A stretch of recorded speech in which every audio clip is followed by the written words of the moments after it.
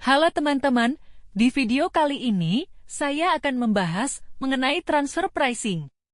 Transfer pricing adalah penetapan harga transaksi antara entitas yang terkait, contohnya anak perusahaan, divisi, atau afiliasi dari suatu perusahaan, dengan tujuan untuk menentukan harga transfer yang adil dan wajar terhadap barang atau jasa yang diperdagangkan antara entitas terkait tersebut.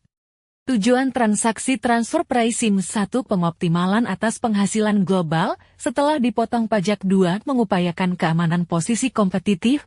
3. Sebagai evaluasi kinerja cabang perusahaan mancanegara. 4. Untuk mengurangi risiko keuangan.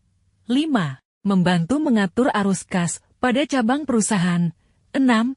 Untuk mengurangi beban tanggungan pajak dan bea masuk. 7. Untuk mengurangi risiko pengambil alihan pemerintah. Secara konsep, transfer pricing dapat diaplikasikan untuk 3 tujuan yang berbeda. Pertama, dari sisi hukum perseroan, transfer pricing dapat digunakan sebagai alat untuk meningkatkan efisiensi dan sinergi antara perusahaan dengan pemegang sahamnya. Kedua, dari sisi akuntansi manajerial, transfer pricing dapat digunakan untuk memaksimumkan laba suatu perusahaan melalui penentuan harga barang atau jasa oleh suatu unit organisasi dari suatu perusahaan kepada unit organisasi lainnya dalam perusahaan yang sama.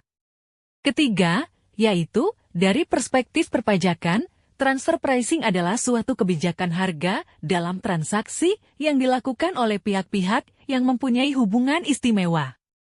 Metode transfer pricing 1. Metode full cost adalah penetapan harga transfer berdasarkan pembebanan penuh dan yang paling umum digunakan karena dapat dipahami dengan baik dan informasinya siap tersedia pada catatan akuntansi. 2. Metode negotiated price adalah penetapan harga transfer berdasarkan negosiasi antara dua pusat pertanggungjawaban. 3. Metode variable cost adalah penetapan harga transfer yang sama dengan biaya variabel unit penjualan. 4. Metode market price adalah penetapan harga transfer berdasarkan harga pasar, dan metode ini paling disukai. Berikut studi kasus yang bisa dipelajari.